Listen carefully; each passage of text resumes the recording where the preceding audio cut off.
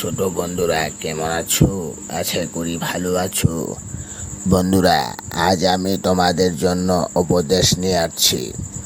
তোমরা ঠিক মতো মা বাবার প্রতি এবং মা বাবাকে বেশি বেশি খেয়াল করবে। মা বাবার প্রতি ভালোবাসা রাখবে।